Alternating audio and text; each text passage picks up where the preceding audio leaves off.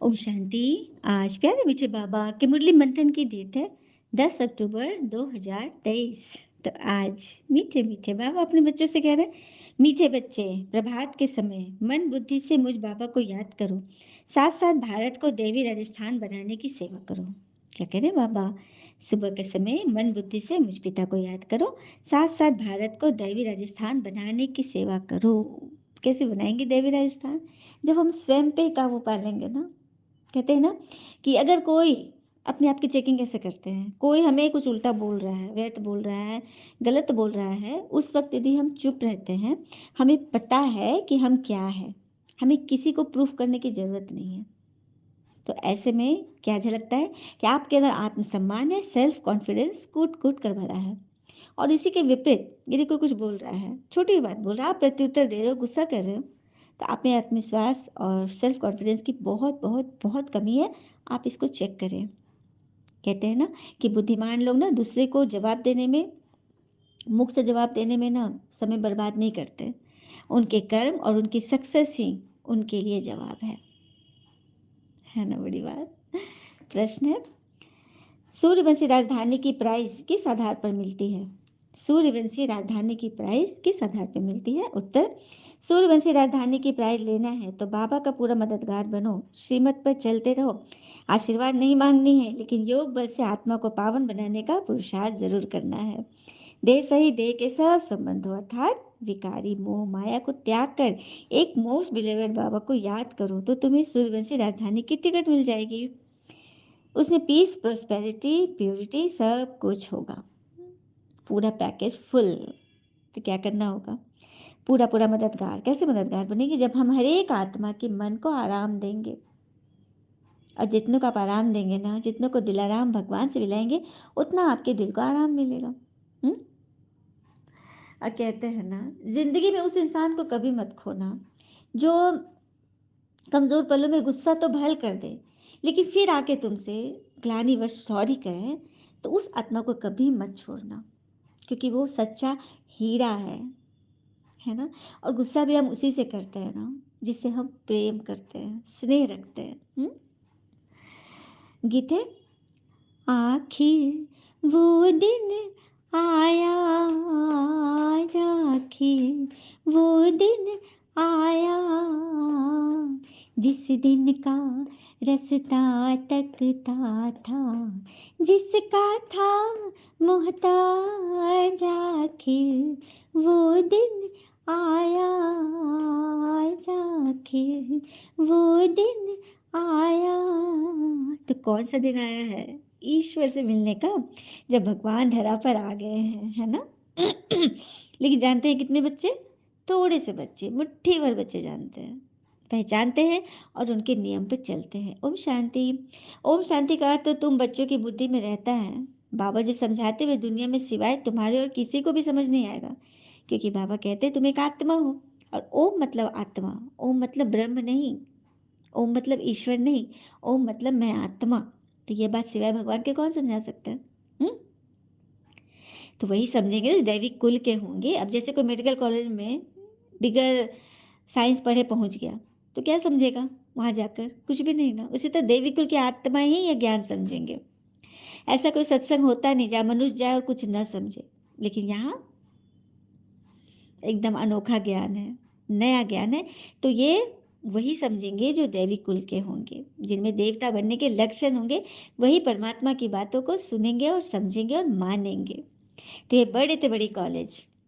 हम्म बाबा यहाँ बैठकर हमको राजाओं का राजा बनाते हैं। तो सबसे पहले हमें मन का राजा बनना है, मन के राजा। और हम किस तरह से किसी के मन को समझकर उसकी सेवा कैसे करें, आइए एक छोटा सा प्रसंग सुनते हैं। एक आदमी ने दुकानदार से पूछा, केले और सेब के क्या भाव लगाए हो? दुकानदार ने कहा, केले है 40 रुपए दर्जन और सेब है 100 रुपए दर्जन, 100 रुपए किलो। उसी समय गरीब सी औरत दुकान में आई और बोली, मुझे 1 किलो सेब 1 दर्जन केले चाहिए, क्या भाव है भैया? दुकानदार ने कहा, केले 5 रुपए दर्जन और सेब है 25 रुपए किलो। औरत ने कहा, जल्दी से दे दीजिए। दुकानदार ने पहले से मौजूद ग्राहक जो उसको खा जाने वाली नजरों से देख रहे थे कि इसको इतना कम बोल रहा है, घूर कर देख रहे दुकानदार, लेकिन उन्होंने दुकानदार ने इशारा किया मुंह पे हाथ रख के, थोड़ा-सा इंतज़ार कीजिए। औरत खुशी-खुशी खरीदारी करके दुकान से निकलते हुए बड़बड़ाई, हे भगवान! तेरा लाख-लाख शुक्र है, आज बहुत सस्ते फल मिले, मेरे बच्चे इसे खा के बहुत खुश होंगे। औरत के जाने के बाद दुकानदार ने पहले से मौजूद ग्राहक की तरफ देखते हुए कहा कि आप सबका जवाब मैं दे रहा हूँ, ईश्वर गवाह है। भाई साहब, मैंने आपको कोई धोखा नहीं दिया, मैंने गलत दाम नहीं लगाया आपको।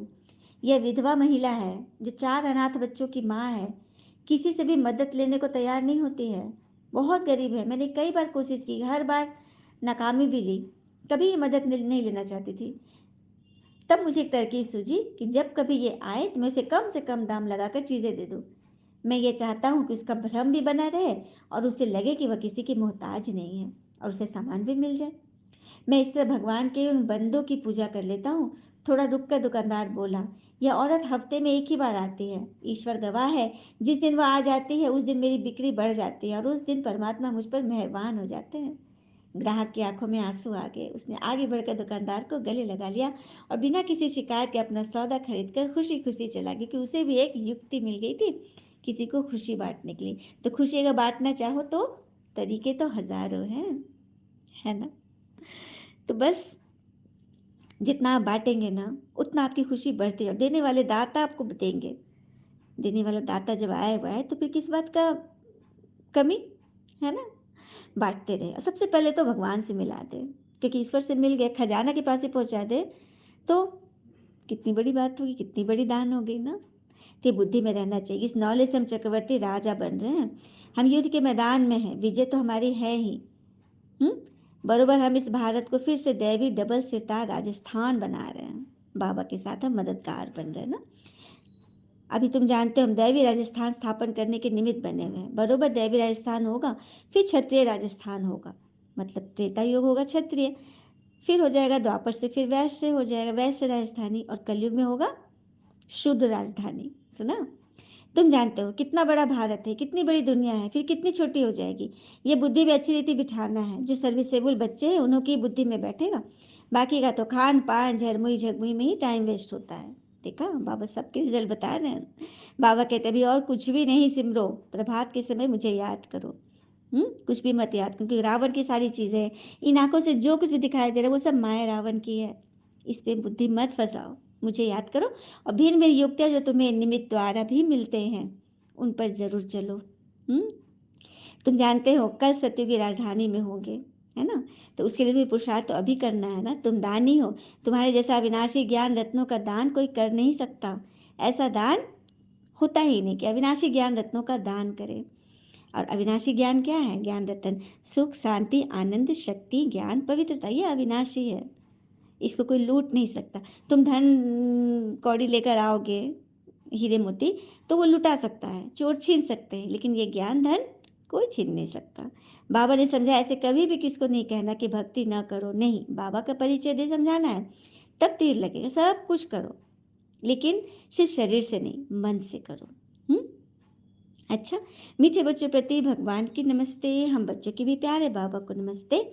धारणा के लिए मुख्य सार, पहली पॉइंट, अविनाशी ज्ञान रत्नों का खजाना जो मिला है उसे दान करना है। अपना समय खाने पीने झरमुई झगमुई में व्यर्थ नहीं गंवाना है। झरमुई झगमुई अर्थात इसका उसका क्यों क्या। कल बाबा ने क्या बोला था?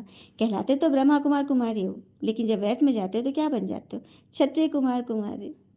तो अपना समय खाने पीने झरमुई झगमुई में वेस्ट नहीं करना है। दूसरी पर, कौड़ी जैसे मनुष्यों को हीरे जैसा बनाने की सेवा करनी है। कौड़ी जैसे मनुष्य अर्थात दुखी, तनावग्रस्त, चिंताग्रस्त, क्रोधग्रस्त, उन सबको छुड़ाना है। बाबा से आशीर्वाद या कृपा मांगनी नहीं है, उनकी राय पर बस चलते रहना है। वरदान, सेवा द्वारा प्राप्त मान मर्तबे का त्याग कर अविनाशी भाग्य बनाने वाले महात्यागी भव। सेवा द्वारा जो मान प्राप्त होता है, मर्तबे प्राप्त होते हैं, उनका भी त्याग करो। आप सात्विक भोजन खा रहे हो, पेट की चीज़ें छोड़ रहे हो, लेकिन ये भी नहीं बोलना है त्याग का भी त्याग करना है, तब बनोगे महात्यागी। आप बच्चे जो श्रेष्ठ कर्म करते हो, इस श्रेष्ठ कर्म अथवा सेवा का प्रत्यक्ष फल ही है सर्व द्वारा महिमा प्राप्त होना। महिमा होती है ना, तो सेवाधारी को श्रेष्ठ गायन की सीट मिलती है, मान मर्तबे की सीट मिलती है, यह सिद्धि अवश्य प्राप्त होती है। लेकिन यह सिद्धियाँ अभी रावण की है, ये सब रास्ते की चट्टियाँ हैं, रास्ते के हडल हैं। इसे सब भगवान को सौंपते जाओ। फाइनल मंजिल ये नहीं है, इसके लिए त्यागवान भाग्यवान बनो। इसको ही कहा जाता है महात्यागी बनना। हम्म। तो कैसे बनेंगे महात्यागी? जब हम अकेले में भी चुप होकर अपना दर्द खुद ही ठीक कर लेंगे, तो हम दुनिया के सबसे ताकतवर इंसान बन जाएंगे। हमें उस समय किसी के भी कंधे की जरूरत न पड़े। ये चाहते हैं भगवान। भगवान चाहते हैं कि मेरा बच्चा एकदम महावीर हो, कुछ बातें भी आए ना तो सिर्फ मुझसे शेयर करे। इसी को कहते हैं महात्यागी। बातें भी हैं, उसका भी त्याग। महादानी की विशेषता ही है त्याग के भी त्यागी। स्लोगन: फरिश्ता बनना है तो साक्षी हो, हर आत्मा का पाठ देखो और शकाश दो। फरिश्ता बनना है तो हर आत्मा का पाठ देखो साक्षी होकर और उसे शकाश दो। कहते हैं ना, जिंदगी का आखिरी ठिकाना ईश्वर का घर होता है। सभी बोलते हैं क्या अब आखिरी ठिकाना पर जाना है, तो उनका घर है तो कुछ अच्छा कर कर लो मुसाफिर। किसी के घर खाली हाथ नहीं जाया करते। हम दुनिया में लौकिक में भी जाते हैं, सब परिवार से, मेरे रिश्तेदारों से कुछ ना कुछ जरूर लेके जाते हैं। और ईश्वर के घर जानो खाली हाथ जाएंगे? संस्कार भर लो। उसी के लिए तो भगवान हमें ये मुरली सुना रहे हैं। अच्छा, ओम शांति। शुक्रिया मीठे बाबा। वो बाबा के प्यारे प्यारे बच्चे, आप सबका जीवन सदैव शुभ हो। ओम शांति।